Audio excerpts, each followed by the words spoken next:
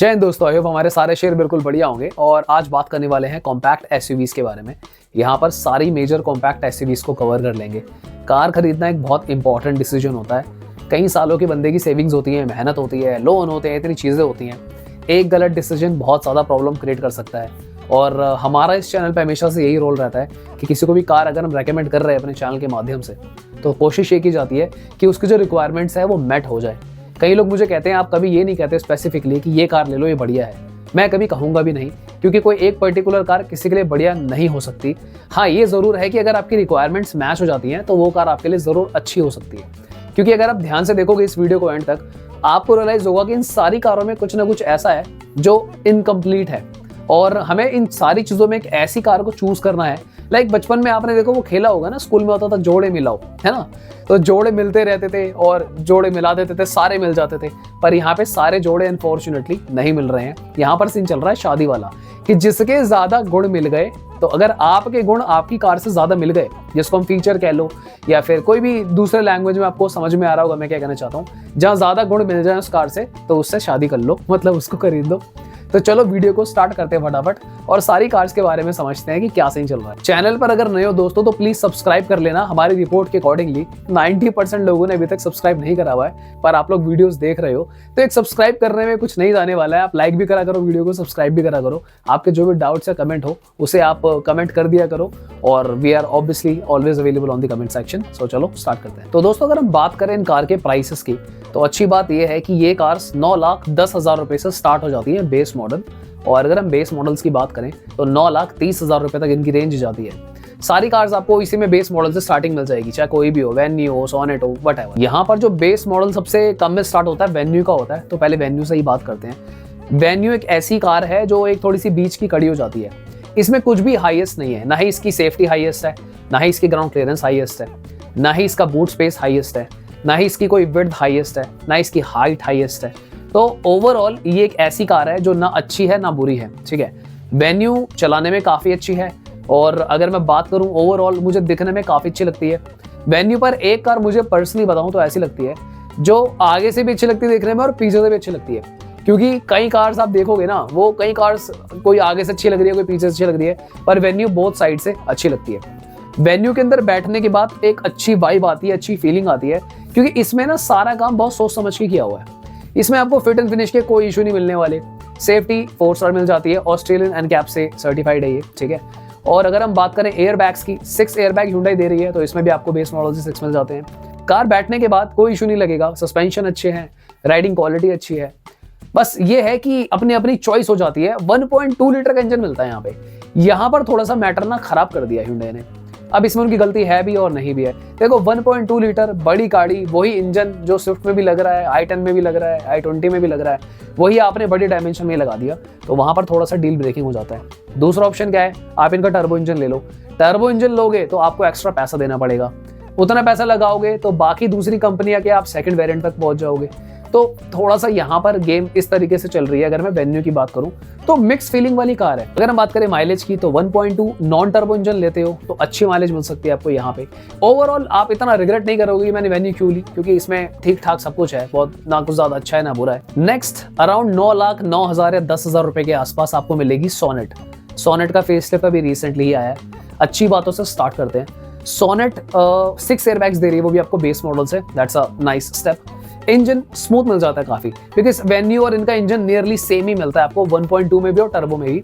तो even including venue काफी ज्यादा स्मूथेस्ट और नॉन वाइब्रेटिंग इंजन आपको मिलता है। बहुत ही प्यारी फीलिंग आती है कार में बैठने के बाद।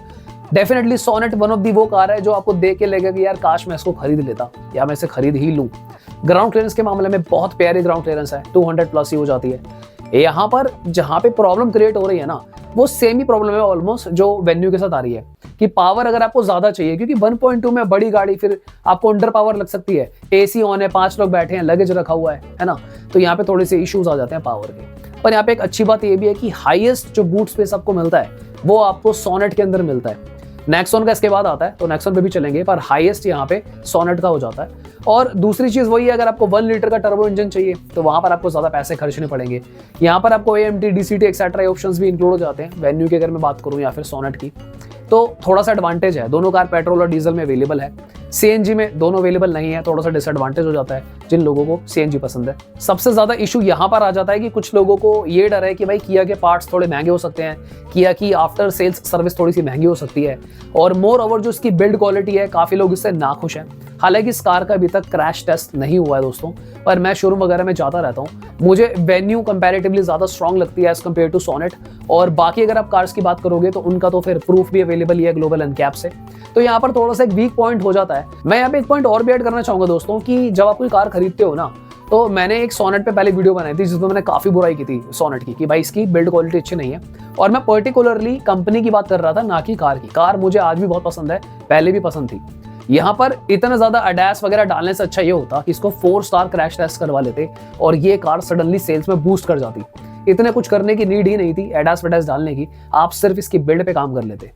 दूसरा मैं ये भी कहना चाहूंगा, आपके ड्राइविंग स्किल्स पे भी डिपेंड करता है कि आपको सेफ्टी कितनी चाहिए। कई सालों से तो देखो हमने वैगन आर चलाई है, स्विफ्ट चलाई है, इवन टाटा की भी ऐसी कई कार्स रही हैं पहले जो 5 स्टार रेटेड नहीं थी।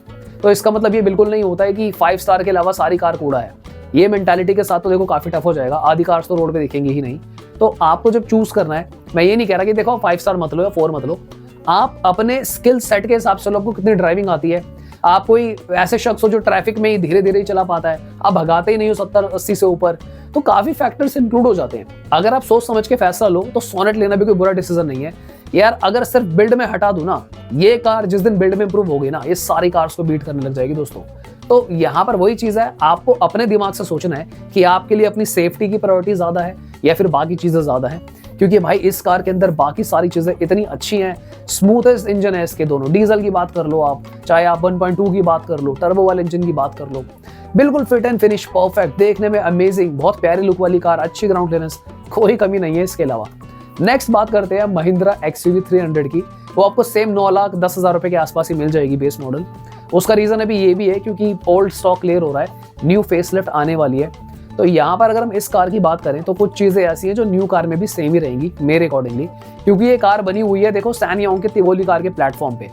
तो अगर तो ये प्लेटफॉर्म ही चेंज करते हैं तो वहां पर जो इसकी खासियत है कार की, इसका व्हील बेस सबसे ज्यादा है 2600 mm का, तो जो लेग स्पेस है ना वो किल हो जाएगा। यहाँ पर कुछ चीजें ऐसी है जहां पर ये कार रूल करती है। फॉर एग्जाम्पल 1.2 लीटर का टर्बो इंजन मिलता है बेस मॉडल से ही, 5 स्टार ग्लोबल एनकैप सेफ्टी मिलती है टाटा नेक्सॉन की टक्कर की, मान लो आप इस कार को। यहाँ पर अगर हम बात करें लेग रूम, सबसे ज्यादा लेग रूम इस कार के अंदर है, अगर आप बैठते हो तो बहुत कंफर्टेबली बैठ पाओगे। पर वहीं पे कुछ कमियां भी हैं इस कार के अंदर। फॉर एग्जांपल सबसे कम बूट स्पेस है इस कार का पूरे सेगमेंट में, जो कि तकरीबन 250 लीटर के आसपास हो जाता है। पर यार मैं एक बात बताऊं आपको, ये एक छोटी सी कमी ने इस पूरी कार की सेल्स डुबा दी। उसके बाद ग्राउंड क्लियरेंस भी फैक्टर बन जाती है। इसकी ग्राउंड क्लियरेंस भी काफी अच्छी नहीं है, अराउंड आई थिंक 180 mm के आसपास इसकी ग्राउंड क्लियरेंस हो जाती है। पूरे कॉम्पैक्ट एसयूवी सेगमेंट में सबसे चौड़ी कार जो है वो XUV 300 ही हो जाती है, अगर आप इसके MM में रेटिंग्स चेक करते हो तो। टर्बो इंजन होने की वजह से XUV 300 पावर भी काफी ज्यादा जनरेट करती है, और इस वजह से देखो मैं वही कहना चाह रहा था सोनेट और वेन्यू के केस में। फॉर एग्जाम्पल सोनेट में एक चीज थी हाईएस्ट, वो था boot space. I think ground clearance भी उसकी हाईएस्ट है, 2 चीज हो जाती है, पर ग्राउंड क्लियरेंस तो MM में होती है, तो तब मेजर डिफरेंस नहीं आता है, क्योंकि उसके क्लोज पे टाटा की नेक्सॉन भी चली जाती है ग्राउंड क्लियरेंस पे, 2-3 mm का ही फर्क है। यहाँ पर अगर हम बात करें तो देखो 3-4 जगह पे XUV 300 रैंक कर गई। सेफ्टी में टर्बो इंजन की वजह से, क्योंकि आपको पावर ज्यादा मिल रही है वहां पे, और व्हील बेस के मामले में तो कुछ फैक्टर यहाँ पे ऐसे हो जाते हैं कि आपको देखना होगा कि यार ये कार मेरे मतलब की है नहीं है, तो फेसलिफ्ट के लिए रुक जाना। वैसे ये वाली तभी बुक करना या तो कम से कम 1.5 लाख रुपए का डिस्काउंट मिल रहा हो, 1.25 लाख रुपए का, तो लेने का फायदा है। वरना 50-60 हज़ार रुपए के लिए या 40,000 रुपए के डिस्काउंट के लिए आप पुरानी वाली मत लेना, मैं तो ये रेकमेंड करूंगा। इसके बाद जिस कार का रेट स्टार्ट होता है 9,30,000, वो जाती है टाटा की नेक्सॉन, जो कि रिसेंटली फेसलिफ्ट आई थी। उसके बाद से इतनी बिकती चली गई भाई, इतनी बिकती चली गई, इस कार की सेल्स रुक ही नहीं रही है। ये कार भी अपने सेगमेंट में काफी ज्यादा जगह टॉप करती है। For example global NCAP 5 star मिलते हैं इस कार को, 6 एयरबैग्स आपको मिल जाते हैं बेस मॉडल से ही। बूट स्पेस इसका ऑलमोस्ट क्लोज टू सोनेट ही हो जाता है, 3-4 लीटर ही कम है, तो सबसे ज्यादा बूट स्पेस आप इसको भी कह ही सकते हो। ग्राउंड क्लियरेंस हाईएस्ट मिल जाती है आपको। नेक्सॉन में भी आपको टर्बो इंजन ही मिलता है, जो कि काफी अच्छी पावर प्रोड्यूस करता है। ये सेम पावर प्रोड्यूस करता है नियरली, अगर देखा जाए तो XUV 300 के आसपास ही, तो पावर के मामले में कोई इशू नहीं आने वाला है आपको। नेक्सॉन आपको EV में भी मिल रही है, और कंपनी प्लान कर रही है कि बहुत जल्दी CNG में भी आ जाएगी, आई थिंक 1 से 2 महीने के अंदर। और CNG हो जाता है ट्विन सिलेंडर वाला, जहां पे आपको ऑलमोस्ट 60% to 65% बूट स्पेस का यूटिलाइजेशन भी मिलेगा। कुछ इस तरीके से बनाया है कि इतना स्पेस को छोड़कर बाकी स्पेस आप यूज कर पाओगे। पर यहाँ पर बिगेस्ट प्रॉब्लम कहाँ पर आ जाती है, काफी लोगों को अगर आप इंटरनेट में रिव्यूज देखोगे, इसका engine one of the smoothest नहीं लगता है, इसके गियर शिफ्टिंग लोगों को पसंद नहीं आती है। इतने फीचर्स होने के बाद भी थोड़ी जगह ये मार खा जाती है, क्योंकि यार इंजन जो है कार का दिल हो जाता है, तो वहां पर काफी ज्यादा कंफ्यूजिंग ये स्टेप लगता है कई लोगों को, जिन्हें वाइब्रेशन फील हो रही है।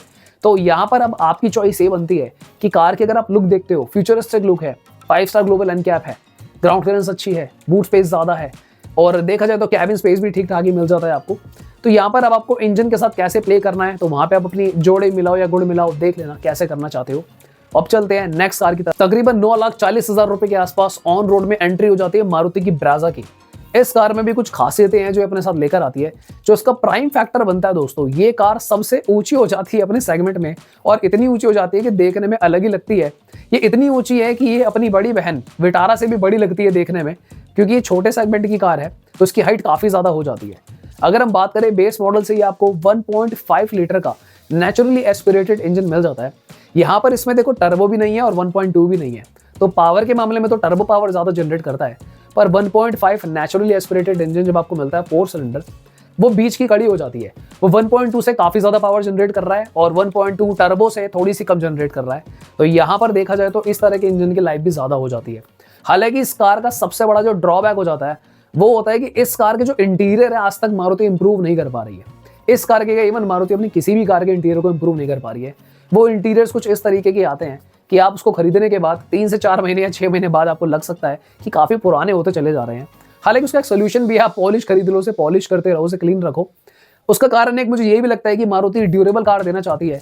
काफी हैवी क्वालिटी की प्लास्टिक लगी हुई है कि कई सालों तक चलती ही रहे गाड़ी। तो जिन्हें भाई 10-15 साल के लिए कार चाहिए हो, तो वो यहाँ पर सोच सकता है इस बारे में। पर कई लोगों को बैठने के बाद इसमें अच्छी फीलिंग नहीं आती है। हालांकि अच्छी पॉइंट ये भी है कि इस कार का जो गियर शिफ्टिंग रिस्पॉन्स है या फिर इंजन वाइब्रेशन नॉइस है, वो आपको नहीं मिलती है, काफी अच्छी हो जाती है यहाँ पे। Boot space one of the highest नहीं है, वन ऑफ द लोएस्ट भी नहीं है, बीच का ठीक ठाक बूट स्पेस आपको मिलता है 328, जो कि मैनेजेबल है। और ये एक इकलौती कार है अभी तक जो सीएनजी में आ रही थी, कॉम्पैक्ट एसयूवी, जो और कोई भी कार नहीं आ रही थी, और one of the finest CNG आपको यहाँ पर मिल जाती है। नेक्सॉन की जब आएगी, जब देखेंगे, पर यहाँ पर ये टेस्टेड और प्रूवन ऑलरेडी हो चुकी है। इस कार की अगर हम ग्राउंड क्लियरेंस की भी बात करें तो वन ऑफ दी ना हाईएस्ट है ना लोएस्ट है, 198 mm, यानी कि 200 mm हो जाती है, तो काफी क्लोज चली जाती है टॉप के, क्योंकि टॉप में 208 है आई थिंक। तो 8 mm इतना मेजर डिफरेंस मुझे नहीं लगता। ऑन पेपर जरूर नेक्सॉन जीती है, पर ब्रेजा की भी तारीफ करनी पड़ेगी, ग्राउंड क्लियरेंस इस कार की अच्छी है। टायर प्रोफाइल बेस मॉडल से ही काफी अच्छे आपको मिल जाते हैं ब्रेजा में।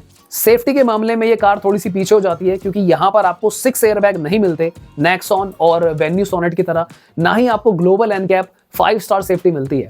ये कार बनी है सुजुकी सी प्लेटफॉर्म पे, तो ग्लोबल एनकैप 4 स्टार रेटिंग लेकर आती है, तो वेन्यू के लेवल की आप इसे मान सकते हो।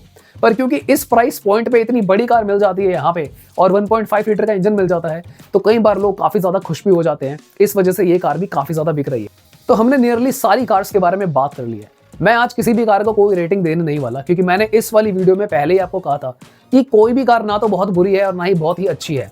आपको ये समझना होगा कि आप किस तरीके के पर्सन हो, आप क्या चाहते हो। Let's take an example. अगर कोई ऐसा शख्स जिसकी फैमिली बैकग्राउंड ठीक है, उसका पैसा भी है, वो ब्रेजा खरीद के क्या करेगा अगर उसको कार में बैठकर अच्छा ही नहीं लग रहा। कंपैरेटिवली हो सकता है वो सोनेट या वेन्यू की तरफ जाए, क्योंकि उसको चाहिए काफी ज्यादा अच्छी कार, बढ़िया चीजें है ना, सब कुछ। तो वहां पर हो सकता है वो एक ऐसा कॉम्बिनेशन चूज करने की कोशिश करे कि सेफ्टी भी ठीक ठाक मिल जाए, या फिर अगर उसको ड्राइविंग अच्छी आती है तो वो सोनेट ही ले लेगी, भाई कोई बात नहीं, देखा जाएगा। क्योंकि एज आई सेड, सेफ्टी ही सब कुछ नहीं होता है। और देखो, बाकी कंट्रोल तो हमारे हाथ में नहीं है, वो तो ऊपर वाले के हाथ में होता है। तो अगर आप अच्छे से चलाएं, ध्यान से चलाएं, तो सेफ्टी लो में भी हम पहले से चलाते आ रहे थे। पर मैं यहाँ पर स्टिल आपको ये कहूंगा, कोशिश करें 4 या 5 स्टार कार लेने की, एटलीस्ट अपने आप को सुरक्षित रखें। दोस्तों, डिस्कशन और पॉइंट्स तो काफी सारे हैं, पर वीडियो की लिमिटेशंस होती है, हम ज्यादा नहीं खींच सकते वीडियो को। उसके लिए आप क्या कर सकते हो, आप कमेंट कर सकते हो। अगर आपको इमीडिएट रिस्पॉन्स चाहिए तो आप हमारा सुपर चैट यूज कर सकते हो, या फिर मेंबरशिप भी ले सकते हो। वहां पर आपको एक्सक्लूसिव हेल्प मिल जाएगी। कुछ भाई जो फोन नंबर मांग रहे थे, वो मेरे लिए काफी टफ हो जाएगा। मुझे काफी कमेंट्स आते हैं कि अपना फोन नंबर शेयर कर दो। देखो, फोन नंबर शेयर करना में बहुत